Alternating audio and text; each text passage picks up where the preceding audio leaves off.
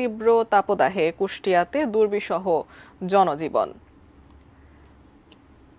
এরই মাঝে খুলেছে শিক্ষা প্রতিষ্ঠান। কুষ্টিয়ার তারাগুনিয়া সরকারি প্রাথমিক বিদ্যালয় থেকে স্কুলের শিক্ষার্থীদের উপস্থিতির খবর জানাতে আমাদের সাথে এই মুহূর্তে যুক্ত হচ্ছেন সহকর্মী শরীফুল ইসলাম।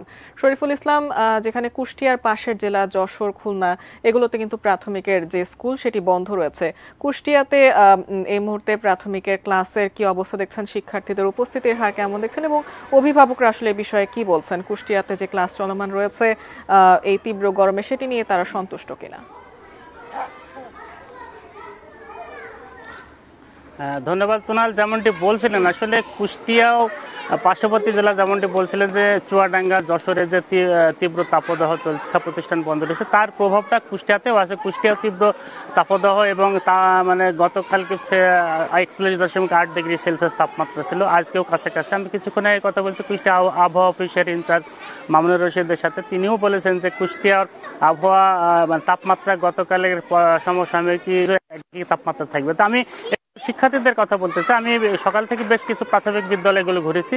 ঘুরে যেটা আমার কাছে মনে হয়েছে, ক্লাসের উপস্থিতির হারটা কোনো স্কুলে 60% বা 60 জন, বা ক্লাসের উপস্থিতি কোনোটায় 50% উপস্থিতি রয়েছে। আমি কথা বলেছি অভিভাবকদের সাথে। অভিভাবকরা বলছেন যে আসলে দীর্ঘদিন পর স্কুল খুলেছে, প্রাথমিক বিদ্যালয় খুলে সকাল শিফটে দেওয়া হয়েছে, কিন্তু এই তাপমাত্রার কারণে অনেক শিক্ষার্থী উপস্থিত হতে পারছেন না।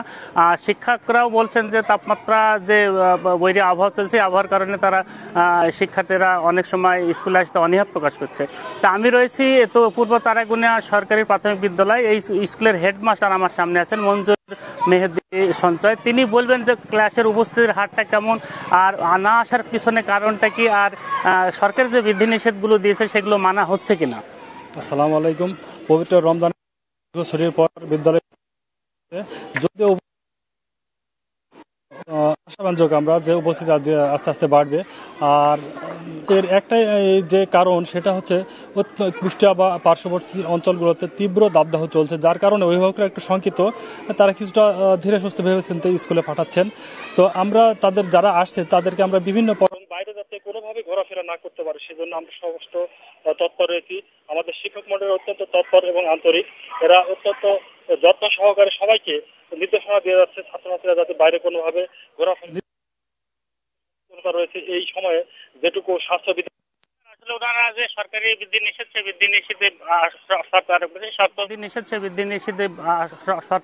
শর্ত মেনেই বিভিন্ন বিদ্যালয়ে শিক্ষার্থীদের পাঠদান চলছে। তবে ক্লাসের তীব্র তাপদাহের কারণে